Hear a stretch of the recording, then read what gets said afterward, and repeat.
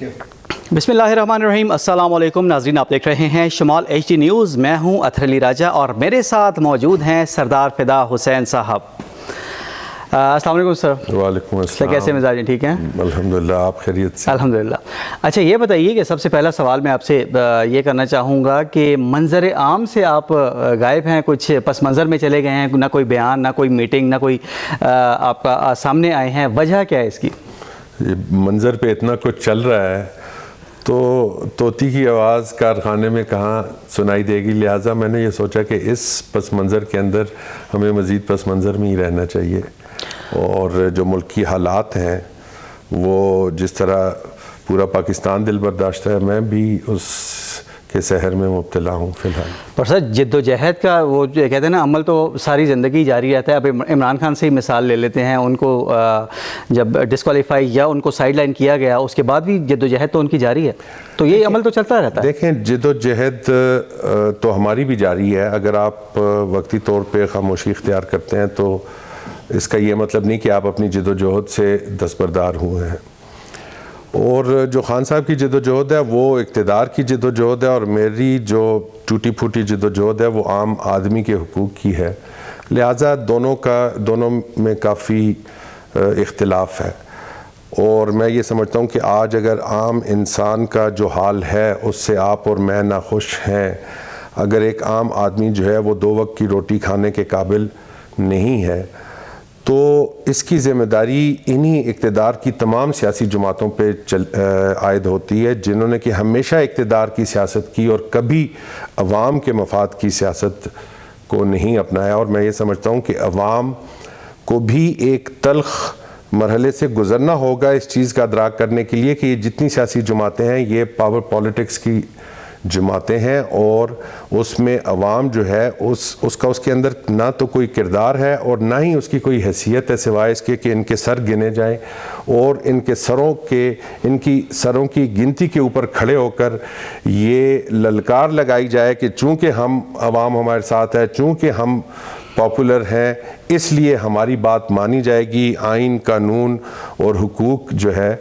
उनको एक तरफ रख दिया जाएगा। तो मैं ये समझता हूँ कि ये काफ़ी ज़्यादती है। अच्छा सरदार साहब, सबसे पहले लोकल पॉलिटिक्स की अगर हम बात करें, तहरीक सूबा हज़ारा जो इतनी एक बड़ी उसकी हाइप क्रिएट हुई थी, एग्जैजरेट किया गया था उस दौर में, उसमें ज़ाहिर शहादतें भी हुई, उसके बावजूद इस दफ़ा 12 मई गुज़रा, चूँकि वो बरसी होती है, तो इसमें आपका कोई सामने आप नज़र नहीं आए, कोई बयान नहीं आपका आया, बाकी जो दीगर हैं रहनुमा हैं वो भी बैकग्राउंड में चले गए, इसकी क्या वजह?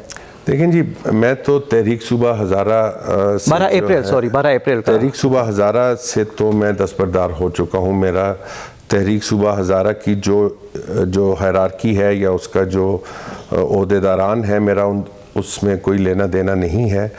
लेकिन बहैसियत हज़ारेवाल मैं तहरीक सूबा हज़ारा से कभी भी ना तो दस्तबरदार हुआ हूँ और ना कभी हो सकता हूँ। और मैं ये समझता हूँ कि ये तहरीक जो है, ये तहरीक हर हज़ारेवाल के हुकूक की तहरीक है, और जब तक हज़ारेवाल एक भी हज़ारेवाल इस सूबे की जो जिद्दोजहद है उसमें सरगर्म है तो ये तहरीक मरेगी नहीं।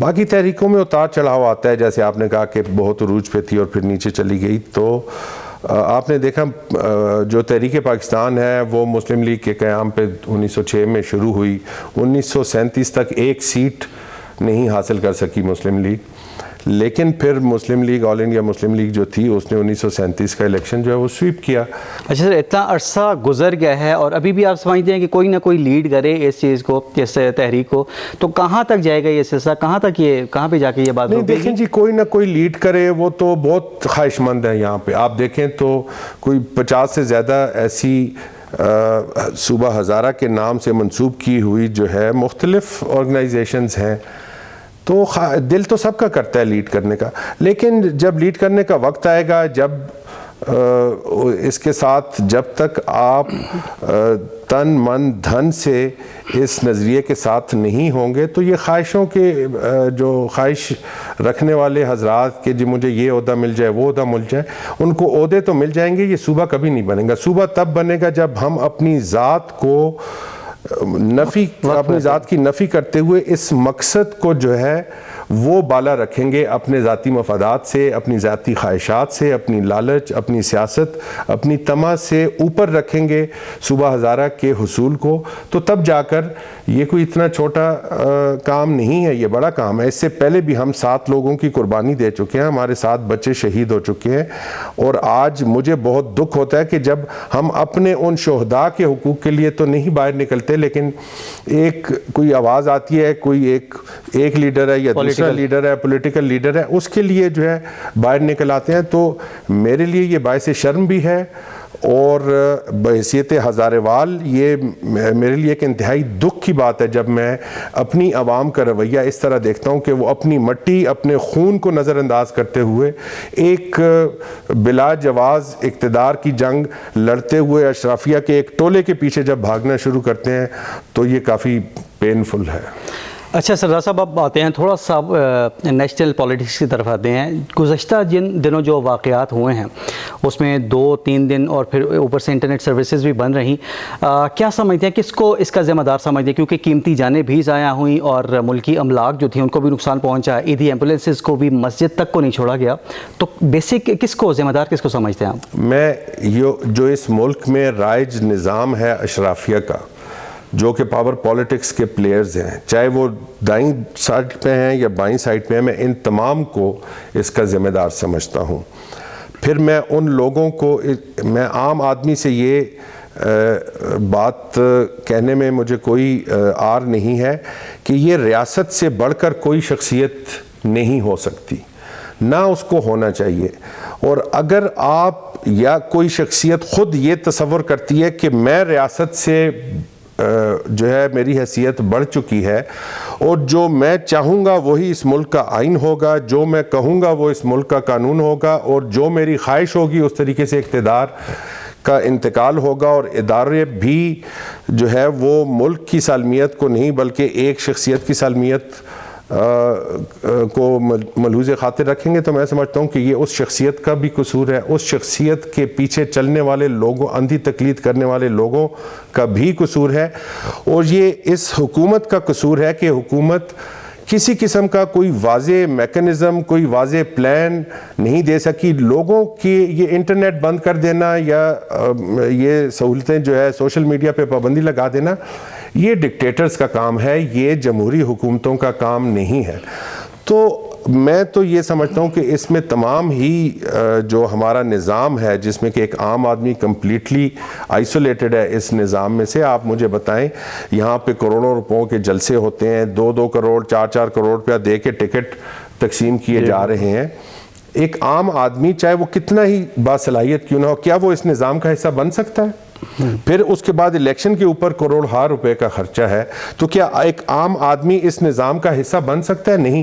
عام آدمی جو ہے، اسی لیے آپ کا اس سیاست میں آنے کا واحد راستہ یا واحد جو آپ کی کوالیفیکیشن ہے وہ آپ کی فائنینشیل سٹینڈنگ ہے، کہ آپ کے پاس جتنا زیادہ پیسہ ہے آپ ڈومینیٹ کر سکتے ہیں، آپ جو ہے اس سیاست میں انٹری آپ کی ہو سکتی ہے، ڈومینیشن ہو سکتی ہے. اور اگر آپ کے پاس بے تحاشا شعور ہے، بے تحاشا صلاحیت ہے، یہ نظام آپ کے لیے کبھی بھی دروازہ نہیں کھولے گا.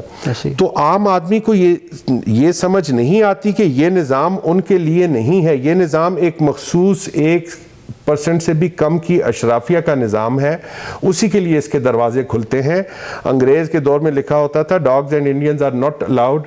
جو بڑی بڑی انگریزوں کی جو انسٹالیشنز ہوتی تھی، وہاں پہ جو کلبز ہوتے تھے، یہ جمخانہ کلب وغیرہ، یہاں پہ لکھا ہوتا تھا dogs and Indians are not allowed.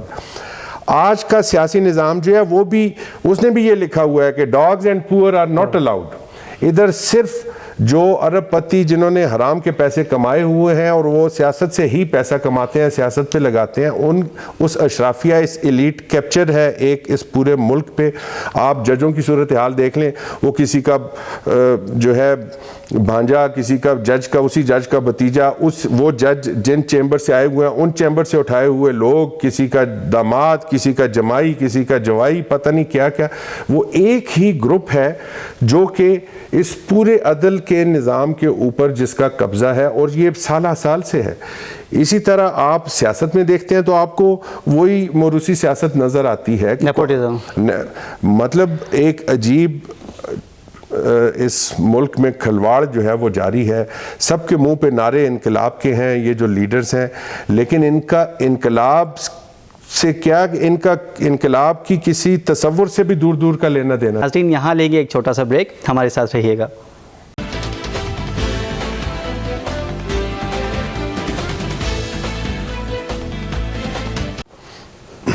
Welcome back ناظرین. سردار فدا حسین صاحب اس وقت ہمارے ساتھ موجود ہیں اور ہزارہ کی سیاست کا ایک بہت بڑا نام ہے.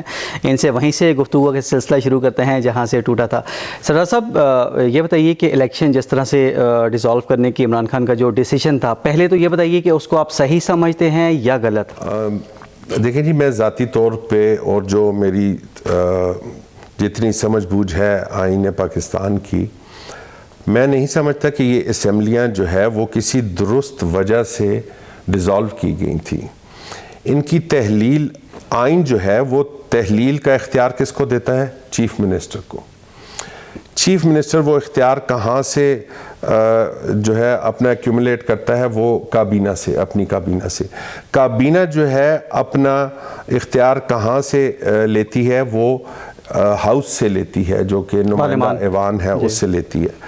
تو یہاں پہ ہم یہ دیکھتے ہیں کہ جب اسمبلیاں ڈیزالو کی گئیں تو نہ ایوان کی یہ تمنا تھی, نہ کیبنٹ کی یہ تمنا تھی, نہ چیف منسٹر کی یہ تمنا تھی, نہ کورٹ کے آرڈر سے. اور کورٹ کا تو اس سے کوئی لینا دینا تھا نہیں. کو اگر ایک شخص کی منشا, جو کہ اسمبلی کا ممبر بھی نہیں ہے, تو آئین کسی صورت اس کو یہ اختیار نہیں دیتا کہ وہ اس اسمبلی کو ڈیزالو کرے. تو اس لحاظ سے میں یہ سمجھتا ہوں کہ اس کی ڈیسولوشن جو ہے وہ بھی آئینی نہیں تھی. یہ میری رائے ہے. اچھا سر, اس کا دیکھیں 90 دن کے اندر اندر الیکشنز کا جو ایک اسکیجول ہے, ہمارا آئین بھی یہی بات کہتا ہے. آج وہ 90 دن پورے ہو رہے ہیں, 14 مئی ہے آج, اور ابھی تک الیکشنز اناؤنس نہیں ہوئے. کیا وجہ سمجھتے ہیں اس کے پیچھے؟ کوئی خاص وجہ ہے یا کیونکہ ان کی طرف سے تو آرڈرز ہیں؟ دیکھیں جی, آئین تو واضح طور پہ یہ کہتا ہے کہ 90 دن میں انتخابات ہونے چاہیے جب اسمبلیاں ڈیزالو ہو جاتی ہیں. جب یہ مقدمہ عدالتوں کے پاس گیا تو آپ اچھی طرح جانتے ہیں کہ کسی نے کہا 3-2 کا فیصلہ ہے, کسی نے کہا کہ 4-3 کا فیصلہ ہے. اور اس میں جو اطہر من اللہ صاحب, جو جسٹس اطہر من اللہ صاحب نے ایک بڑا پرٹیننٹ سوال اٹھایا تھا کہ آپ اس چیز کا تعین کریں پہلے کہ آیا جو اسمبلیاں تحلیل کی گئیں وہ آئینی اور قانونی طور پر درست عمل تھا یا نہیں تھا. لیکن بدقسمتی سے چیف جسٹس صاحب نے اس سوال کو نظر انداز کر دیا. پھر وہ 9 میں سے 7 ہوئے, 7 میں سے 4 ہوئے, 5 ہوئے, اور پھر آخر میں 3-2 کا فیصلہ آ گیا. اور وہ ایک ابہام آج تک قائم ہے کہ یہ فیصلہ 3-2 کا تھا یا 4-3 کا تھا. نمبر 1. نمبر 2, جو آج ہم دیکھتے ہیں کہ آئین کی, آپ پی ٹی آئی کے جو فالوورز ہیں وہ آئین کی بڑی باتیں کرتے ہیں کہ جی 90 دن میں انتخابات, آئین میں لکھا ہے, یہی پی ٹی آئی کی قیادت بھی کہتی ہے. تو کیا آئین میں یہ لکھا ہے کہ 90 دن میں صرف پنجاب میں انتخابات ہونے ہیں؟ کے پی کے کا نہیں لکھا ہوا کہ 90 دن میں انتخابات ہونے ہیں. یہ سوال پی ٹی آئی والے اپنے آپ سے پوچھیں. تو اس کا جواز آئین کو بنانا یہ محض ایک منافقت ہے.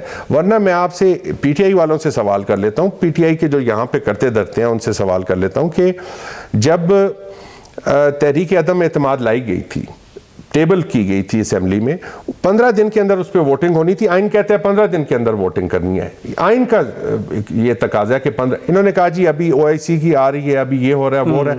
انہوں نے اس پہ 35 دن کے بعد ووٹنگ کروائی. تو وہ کیا آئین کو نہیں توڑا گیا یا نظر انداز نہیں کیا گیا؟ لہٰذا یہاں پہ بات آئین کی نہیں ہے, یہاں پہ میرے مفاد کی, آپ کے مفاد کی بات ہے. آئین کو جو ہے جواز بنا لیا جاتا ہے. تو یہ کوئی آئینی جنگ نہیں ہے, یہ اقتدار کی جنگ ہے. اور دونوں طرف جو ہے بے ایمانہ قسم کی جنگ جو ہے. اچھا سردار صاحب, ایک بڑا بلنٹ قسم کا آپ کا جواب آنا چاہیے, 2 ٹوک موقف دیجیے گا کہ اگر آنے والے دنوں میں الیکشنز ہو جاتے ہیں, آپ کیا سمجھتے ہیں الیکشنز ہوں گے جلد یا بدیر؟ ہونے تو ہیں. اس کے بعد آپ یہ بتائیے کہ آپ کی ہمدردیاں کس کے ساتھ ہوں گی؟ دیکھیں جی, پہلی چیز یہ ہے کہ الیکشنز تو ہونے ہیں, جلد نہیں ہونے میرے خیال سے. اور بہت قریب ہم کوئی الیکشن کا ماحول میری رائے میں نہیں نظر آ رہا. اور میری ہمدردیاں ہمیشہ سے عوام کے ساتھ رہی ہیں. میں اس دفعہ الیکشن اگر ہوگا, جو ابھی موجودہ ماحول ہے اس میں, تو میں تو بہت سیریسلی سوچ رہا ہوں کہ میں اس الیکشن کا بائیک آؤٹ کروں گا. تو اگر آپ کے بائیک آؤٹ کا عوام کو کیا فائدہ ہوگا؟ اس کا بھی تو کوئی فائدہ نہیں ہونا. نہیں, آپ ایک میسج دیں گے یہ نظام، یہ مداری جنہوں نے رچائی ہوئی ہے، ان کو، ان مداری کرنے والوں کو یہ میسج دیں گے کہ ہم آپ کی مداری سے آگاہ ہو چکے ہیں، مزید ہم اس مداری کا اور اس کھیل تماشے کا حصہ نہیں بن سکتے ہوگی۔ اچھا، اب اگر ہم ایک اسپیکولیشن اگر ہم دیکھیں تو جو بھی حکومت آتی ہے، آپ کیا سمجھتے ہیں آئی ایم ایف اور ورلڈ بینک کس کے اوپر زیادہ ٹرسٹ کر سکتے ہیں؟ کیونکہ عمران خان کا ہم نے دیکھ لیا، اب پی ڈی ایم ہے، ابھی ہمیں قرضے نہیں مل رہے، پوری دنیا ہم پہ اس طرح سے ٹرسٹ کرنے کو تیار نہیں ہے جب تک الیکشنز نہیں ہوتے یا جب تک کوئی باقاعدہ ایک حکومت نہیں آ جاتی۔ تو کیا سمجھتے ہیں اس میں بیوروکریسی، ٹیکنوکریسی، کوئی ایسی حکومت نہیں آنی چاہیے مخلوط کہ جو ان کو بھی ایک اعتماد دلائے کہ جی ہماری ایک اب سیٹ اپ تیار ہے، آپ جو بھی ہم سے معاہدے کریں گے ہم وہ پورے کریں گے؟ دیکھیں بھائی، بات اعتماد اور ٹرسٹ کی ہے ہی نہیں۔ آئی ایم ایف اور ورلڈ بینک کسی پہ اعتماد نہیں کرتے، وہ اپنے مفادات کی لسٹ رکھتے ہیں اور وہ کہتے ہیں یہ ہمارے مفادات ہیں، ان پر آپ نے پورا اترنا ہے۔ اس میں ہمارے، ہم تو، میں آپ کو کیا بتاؤں کہ ایک مزارے کی کیا اوقات ہے، ہم مزاروں سے بھی بدتر ہماری صورتحال ہے۔ یہ کہتے ہیں یہ حقیقی آزادی، اور یہ جو نعرے لگاتے ہیں اور اس قوم کو بے وقوف بناتے ہیں، کون سی حقیقی آزادی؟ میں باتیں اگر کروں گا تو پھر بہت تکلیف ہوگی۔ جہاں سے پاکستان بنا ہے، آپ کو جو ہے نا یہ سارا جھوٹ فراڈ کا جو کھیل رچا ہوا ہے، اور پھر اس کے بعد یہ 75 سال کا جو فراڈ ہے، کوئی حقیقی آزادی نہیں ہے۔ حقیقی آزادی یہ ہے کہ آج آپ عوام کو نعرے لگائیں، ان کی گاڑیوں کے پیچھے ایبسولوٹلی ناٹ کے سٹیکر لگوائیں، اور خود جا کر لابینگ فرمز ہائر کر لیں امریکہ میں جا کے۔ زلمے خلیل زاد جیسا سائفر اسلام دشمن، مسلمان دشمن انسان جو ہے وہ آپ کی فیور میں ٹویٹیں کر رہے ہیں، یہ حقیقی آزادی ہے؟ وہاں کے سینیٹرز کو آپ جا کر مل رہے ہیں اور آپ مہینے کے جو ہے نا ان کو $1.5-2 لاکھ جو ہے ایک اسٹیٹمنٹ کے لیے آپ دے رہے ہیں، یہ حقیقی آزادی ہے؟ قوم کو آپ نے بے وقوف بنایا ہوا ہے۔ میں تو یہ کہتا ہوں کہ اس قوم پہ مجھے افسوس یہ ہوتا ہے کہ اس کھیل تماشے سے یہ باہر کیوں نہیں آتی، یہ اپنی نسل، اپنے بچوں کا کیوں نہیں سوچتے؟ آپ مجھے بتائیں، اس ملک میں میرے بچے ابھی جوان ہو رہے ہیں، ان کے آگے یونیورسٹیز میں ہیں، وہ مجھے کوئی مستقبل نہیں نظر آ، میں ان سے پوچھتا ہوں، ان کو کوئی مستقبل نہیں نظر، میں کسی بچے کو، میری تو عادت ہے، میں جس ینگ بچے کو دیکھتا ہوں میں اس سے پوچھتا ہوں، اس ملک میں کسی کو اپنا کوئی مستقبل نہیں نظر آ رہا۔ کیا یہ ملک اس لیے حاصل کیا گیا؟ یہ حقیقی آزادی ہے کہ ہمارا نوجوان جب کچھ کرنے کے قابل ہو تو وہ یہ ملک چھوڑ کر باہر چلا جائے؟ یہ ملک، اس کو حقیقی آزادی کہتے ہیں؟ کیا ہم نے یہ ملک اس لیے بنایا تھا کہ ہمارے بچے کل کو اپنے مستقبل سنوارنے کے لیے اس ملک کو چھوڑ کر دوسرے بیرون ملک جا کر اپنے مستقبل سنواریں؟ مستقبل کے سنوارنے کہ اپنے گھر کی دال روٹی پوری کریں؟ تو یہ آزادی ہے؟ اور یہ کب، کس نہج کی یہ آزادی ہے؟ میں کہتا ہوں جتنی بدترین غلامی اس ملک کے لوگوں میں ہے، کوئی عمران خان کا غلام ہے، کوئی نواز شریف کا غلام ہے، کوئی زرداری کا غلام ہے، کسی کو مذہب کے نعرے کے پیچھے غلام بنایا گیا ہے، کسی کو مسلک کے نعرے کے پیچھے غلام بنایا گیا ہے۔ یہ غلام ابن غلام قوم ہے، اور ان کو صرف گاڑیوں کے پیچھے سٹیکر لگانے سے جو ہے آزادی نہیں حاصل ہوتی۔ آزادی کے لیے خون بہانا پڑتا ہے، آزادی کے لیے کھڑا ہونا پڑتا ہے، آزادی کے لیے تگ و دو کرنی پڑتی ہے۔ 7 بندے اپنے شہید کروا کہ ہزارے وال آج بیٹھے ہوئے ہیں، کسی نے پی ٹی آئی کا جھنڈا اٹھایا ہوا ہے، کسی نے نون لیگ کا جھنڈا اٹھایا ہوا ہے۔ آپ آزادی لیں گے؟ آپ تو اپنے خون کے لیے کھڑے نہیں ہو سکے، تو آپ نے کون سی آزادی، امریکہ سے آزادی لینی ہے؟ محلے کا ایک چور ڈاکو ہوتا ہے، ایک بدماش ہوتا ہے، وہ بدماش جو ہے ان کا جرگوئی ہوتا ہے۔ ہر گاؤں میں ایبٹ آباد کے وہ جرگوئی ہیں جو بدماش ہیں، جو قبضہ مافیا ہے۔ پورے بازار میں وہ جرگوئی ہیں جو قبضہ مافیا ہیں، بدماش ہیں۔ ان کو حاجی صاحب کرتے، ان کی زبانیں نہیں تھکتی، صبح شام سلام کرتے ہیں، اور انہوں نے امریکہ سے آزادی لینی ہے، پہلے ان بدماشوں سے تو آزادی لے کر دکھائیں ہمیں۔ اچھا صاحب، آپ ویسے تو بڑے ووکل ہیں جب بھی آپ منظر عام پہ آتے ہیں، اب یہ بتائیے کہ اس بات کا حل کیا؟ دوسرا یہ کہ action specs louder than words, تو آپ عملی طور پر اب آگے آپ ایبٹ آباد کے لیے، ہزارہ کے لیے آپ ذاتی طور پر کیا کرنے جا رہے ہیں؟ عملی طور پہ انشاءاللہ تعالی میرا جو پلان ہے، میں نے پیپر پہ ساری چیزیں بنا لی ہیں۔ میں ایک گلی گلی، محلہ ایک کیمپین میں نے کرنی ہے، میں نے کارنر میٹنگز کرنی ہے، لوگوں تک یہ پیغام پہنچانا ہے کہ یہ جو سیاسی نظام ہے یہ آپ کے حقوق کا قاتل ہے۔ آپ اپنے قاتل کے لیے تالیاں بجا رہے ہیں جو کہ بہت بڑا ظلم کر رہے ہیں آپ آنے والی نسلوں کے ساتھ. اس نظام کی نفی کریں. اس نظام اور اس نظام کو چلانے والوں کو کا جو یہ یقین ہے کہ یہ عوام جو ہے گدھی ہے, گدھے ہیں, ان کو ہم جس طرف لگائیں گے وہ لگ جائیں گے, بھیڑ بکریاں ہیں, ان کے اس یقین کو توڑیں. عوام اپنے حقوق کے لیے کھڑی ہو, اور میرے خیال سے صوبہ ہزارہ جو ہے ہمارے اوپر وہ پہلا فرض بنتا ہے. ابھی بھی آپ دیکھیں پنجاب کے اوپر کیوں جنگ ہو رہی ہے, کیونکہ پنجاب ایک بڑا صوبہ ہے, جس کے پاس پنجاب کی حکومت آ گئی اس کے پاس پورے پاکستان کی حکومت ہوگی. تو اس لیے پنجاب کے میں سیاست جو ہے وہ اس کی ویلیو زیادہ ہے. کے پی کے 90 دن کے الیکشن کی کسی کو فکر نہیں ہے, پنجاب کے 90 دن کی سب کو فکر ہے. تو اگر آپ اس ملک میں نئے صوبے بنائیں اور اکراس دا بورڈ ملک میں صوبوں کا سائز برابر کر دیں تو کسی ایک صوبے کی اجارہ داری نہیں رہے گی. تمام صوبے جو ہیں وہ برابر کے ان کے ووٹ ہوں گے, برابر کی نمائندگی ہوگی. این ایف سی جو ہے وہ برابری کے اس میں جو ہے این ایف سی ایوارڈ کی تقسیم ہوگی. تو یہ جو ہیجمنی اور اجارہ داری ہے کسی ایک صوبے کی یا دوسرے, ہمارے اوپر اجارہ داری ہے کے پی کے اٹک پار والوں کی, اٹک پار والوں پہ اجارہ داری ہے پنجاب والوں کی. سندھ والے رو رہے ہیں کہ پنجاب والوں کی اجارہ داری, لیکن سندھ والے جو سندھی سپیکنگ ہے وہ اردو سپیکنگ کو ان کا رائٹ دینے کو تیار نہیں ہے.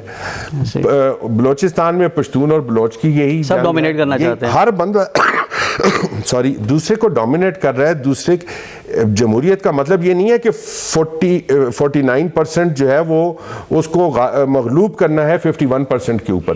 41% کے بھی حقوق ہیں, تو اس کی آواز بھی جمہوریت میں اگر نہیں سنی جائے گی, صرف 51% کی آواز سنی جائے گی, تو پھر انتشار ہوگا, پھر بغاوتیں ہوں گی, پھر لڑائیاں ہوں گی, پھر یہی کچھ ہوگا جو کہ اس ملک میں ہو رہا ہے. سردار فدا حسین صاحب بہت شکریہ آپ کی آمد کا. ہم آپ کو آئندہ بھی اپنے شو پر بلاتے رہیں گے. بہت شکریہ آپ کا for having me here. Thank you. یہ پروگرام ہم یہیں پر ختم کریں گے. آئندہ کسی گیسٹ کے ساتھ ضرور حاضر ہوں گے. جب تک کے لیے اجازت دیجیے. ذرا نہیں پورا سوچیے. فی امان اللہ.